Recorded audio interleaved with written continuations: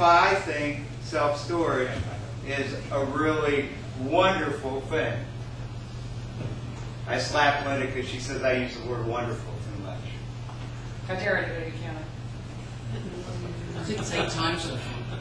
Hey, there'll be a few more too. The way I got started in self-storage was, I started out as just a manager. And within a couple months, had moved up to the district regional manager over 5 facilities that were in the state of Indiana. And I got kind of lucky.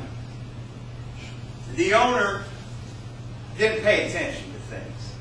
No matter how much I told him what was going on, he was too busy with his 4 or 5 really nice, luxurious vacations every year. And he just thought things would take care of themselves. Well, you see how well that worked for him. The bank forced a foreclosure on one facility, and they dominoed right down the line. And I'm sitting there going, man, what's this dude doing? I told him about this.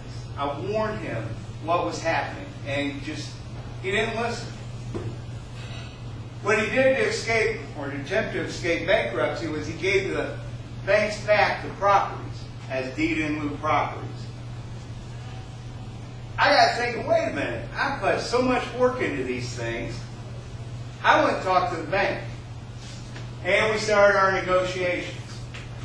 5 weeks after the deed in lieu, I bought what I consider my baby, my flagship location, which is in Brownsburg, Indiana. And that's right here. This little thing right here. Now, have I got a pointer? All right. This area out here looks kind of bare. This picture is about 2 years old, unfortunately. You know, Google doesn't always get around to certain areas of the country very quickly. That is all filled with RVs. And at present, we are starting to put a new building up here. And when that one's complete, we're going to be putting one here to go with these right here. That facility has been occupied at 100% for over 2 years. And we raise the rents about every 3 months. I have 249 total units sitting on 4 acres. This is the main building that has storage in the very back of it. Temperature controlled storage, has big units for like RVs and boats.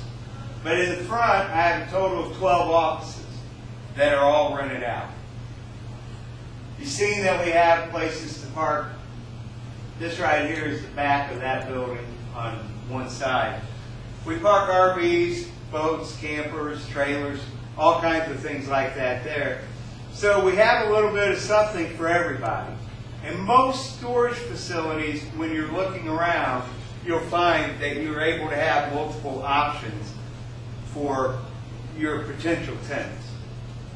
So the story on Brownsburg, when I first was able to buy it, in a short period of time, the occupancy had dropped down to 86%. During the time that it went through the deed in lieu process, because I was involved in purchasing it and the bank wanted to make sure everything was above board or nobody could come back and say anything, they put a property management company in there. All they cared about was getting their 10% per month. Believe me, I heard from some of the tenants that we had there during this time, and unfortunately I had to tell them I can't talk to you, but I will soon. The bank also wanted $2.5 million for it. We negotiated and we purchased this facility for a little under $1.4 million. It brings in at present $180,000 a year. That's the gross. That's not too bad if you start looking at how much space is actually there. And as I said, it's 100% occupied right now. And it has been for 2 years. And the beautiful thing about being 100% occupied is, first of all, it tells you I need to build. And it's taken me a year to figure that out.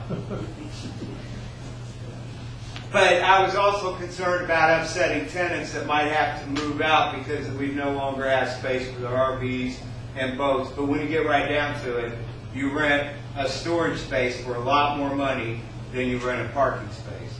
So it's an economic decision, but it's the best decision.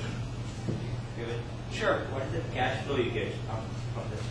On, Paying mortgage and the cash flow is about $6 a month. So, yeah.